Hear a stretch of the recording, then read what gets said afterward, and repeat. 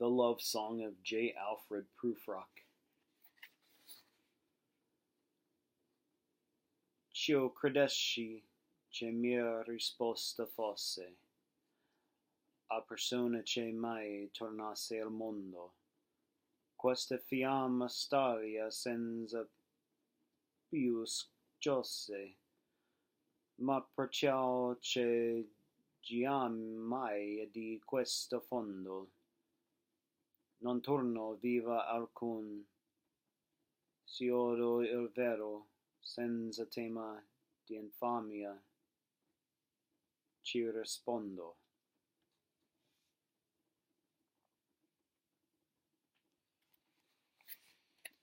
Let us go then, you and I, when the evening is spread out against the sky, like a patient etherized upon a table.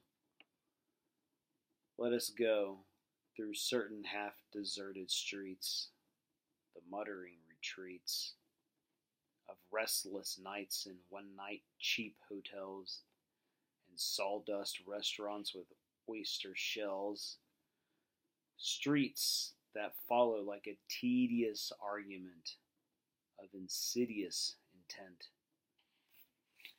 to lead you to an overwhelming question. Oh, do not ask, what is it? Let us go and make our visit. In the room the women come and go, talking of Michelangelo. The yellow fog that rubs its back upon the window panes.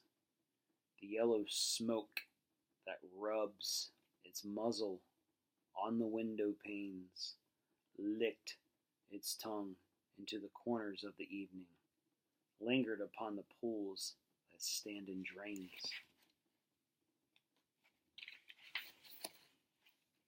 Let fall upon its back the soot that falls from chimneys, slipped by the terrace, made a sudden leap, and seeing that it was a soft October night, curled once about the house and fell asleep. And indeed there will be time for the yellow smoke that slides along the street, rubbing its back upon the window panes. There will be time to prepare a face to meet the faces that you meet. There will be time to murder and create, and time for all the works and days of hands that lift and drop a question on your plate.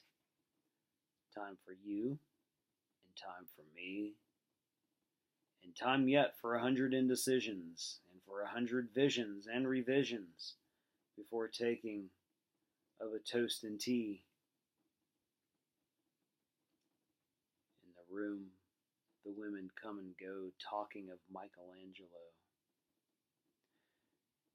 And indeed there will be time to wonder, do I dare, and do I dare? Time to turn back and descend the stair with a bald spot in the middle of my hair. They will say, how his hair is growing thin. My morning coat, my collar mounting firmly to the chin, my necktie rich and modest, but asserted by a simple pin. They will say, but how his arms and legs are thin. Do I dare disturb the universe? In a minute there is time for decisions and revisions, which a minute will reverse. For I have known them all already, known them all. I've known the evenings, mornings, afternoons. I've measured out my life with coffee spoons. I know the voices dying with a dying fall beneath the music from a farther room. So how should I presume?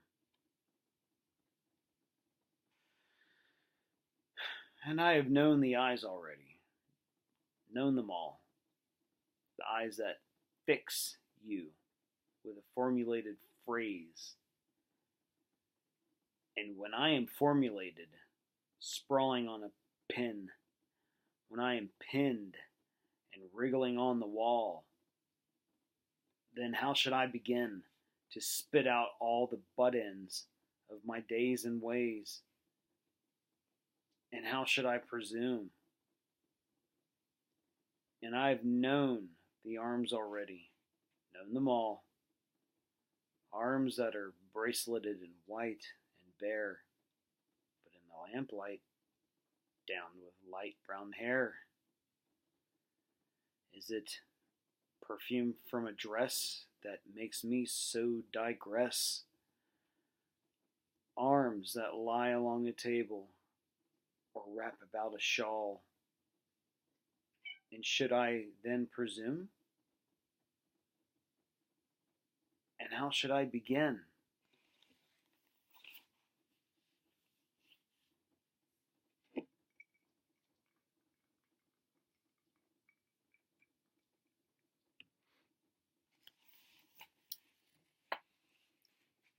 Shall I say, I have gone at dusk through narrow streets, and watched the smoke that rises from the pipes of lonely men in shirt sleeves leaning out the windows?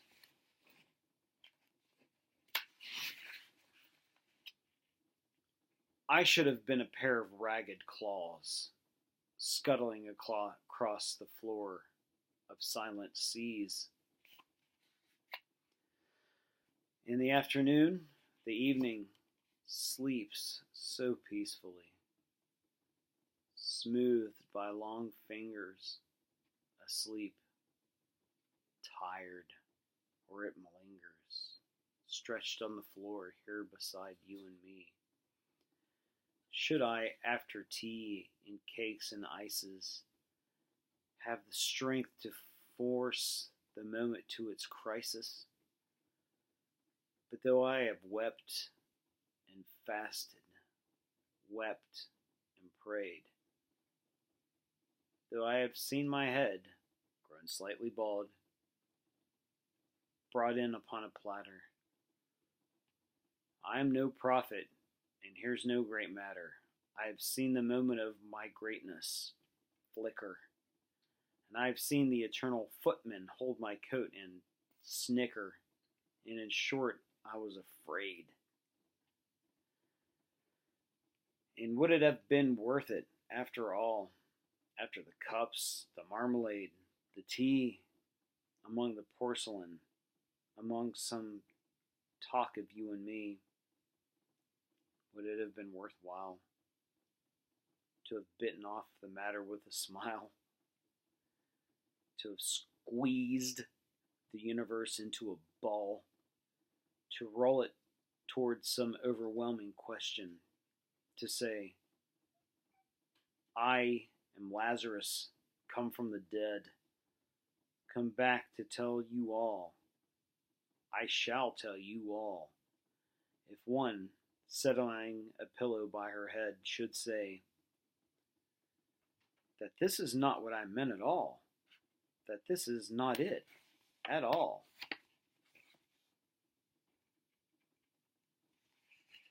And would it have been worth it, after all? Would it have been worthwhile after the sunsets and the dooryards and the sprinkled streets, after the novels and the teacups, after the skirts that trail along the floor, and this, and so much more? It is impossible to say just what I mean, but as if a magic lantern threw the nerves and patterns on a screen, would it have been worthwhile if one, settling a pillow or throwing off a shawl, and turning toward the window, should say, that is not it at all, that is not what I meant at all.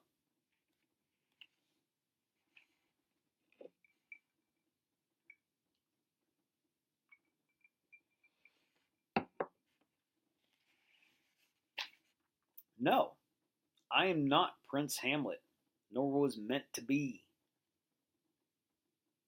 Am an intendant lord, one that will do, To swell a progress, start a scene or two, advise the prince, no doubt an easy tool.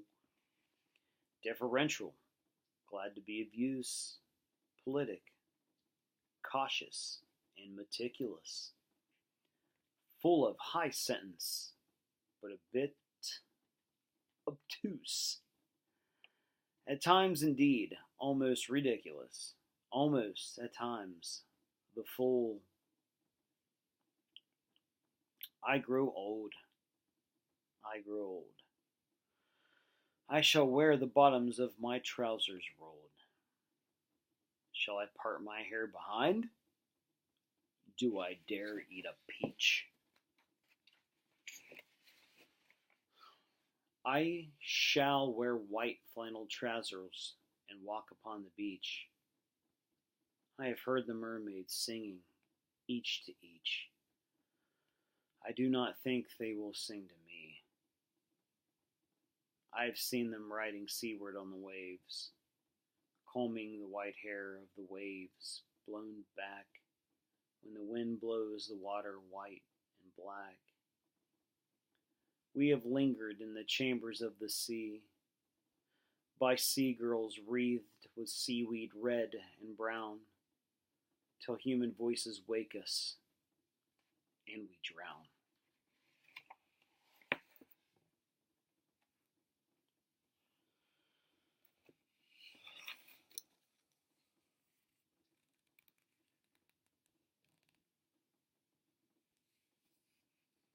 Happy Valentine's Day.